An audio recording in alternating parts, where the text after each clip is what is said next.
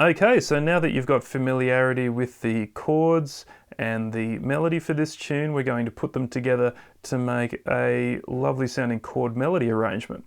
So what I've done mainly is just got rid of the bass notes for a lot of the chords that were in the comping and placed the melody on top. And so you've got this nice sort of voice leading between the chords here. And I've arranged it kind of in the style as something sort of like Lenny Breau would play, you know, using a lot of these kind of two-note third and seventh voicings. That sort of thing, maybe with the odd Joe Pass chord thrown in as well for good measure. So a bit of a combination of the two approaches that I tend to lean on when I arrange chord melodies. Note that when the melody starts to get quite busy about in the middle of the tune, I had to resort to some open strings to kind of fill out the chords a bit, and also not playing too many chords. That's a big mistake a lot of people make when they're trying to do chord melody. They put too many chords in it, which makes it very difficult to finger. And so when you're arranging stuff like that, it's important to make sure the melody is at the forefront, and you don't need many chords to make a great arrangement, just enough to kind of give it that lovely texture. Alright, so I'm going to play through this arrangement now, learn it along with the video, and use it as a starting point for your own arrangement, or vary up where you place the chords. You don't need to be very rigid about where you place the chords. Don't learn this like a classical piece. Just get a sense of where I've put the voicings and apply your own rhythms and kind of embellishments to make it more of your own. Okay, let's give it a go.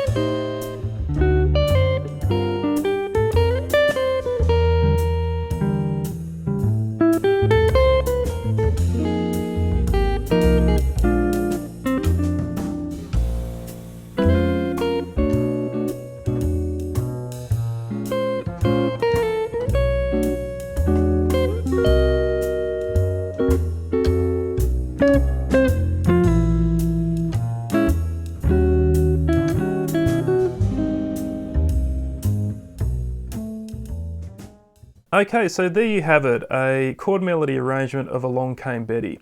Something I should mention that occurred to me as I was playing this then that is important to keep in mind is that when you play this arrangement, make sure that at all times you do your best to hold down those top melody notes that are held for quite a long time. This is kind of emulating the sound of, you know, like a trumpet or some sort of horn instrument, you know, sustaining the notes. So you don't want to go like this.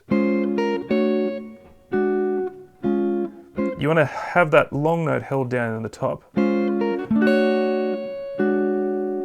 And it's a cool effect because you can have the chords moving beneath that long note, creating some really nice polyphony. Now, it is quite difficult. I had to do a couple of takes of this because it was quite difficult to hold down those long notes.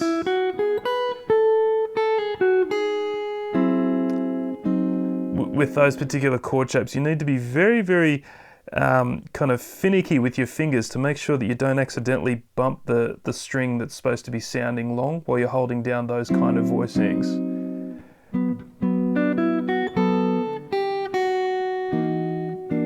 So I bumped it a little bit then. So you've got to be really careful, if you can, to be able to keep those long notes sustained. If you happen to bump one here and there, it's not a huge deal. But it's a great exercise as a bit of a technique practice to see if you can keep those long notes sustained while you're playing chord stabs beneath them. Okay, so now head to the next lesson in this series where we're going to be looking at how to solo over the changes to a long cane Betty. Let's get into it.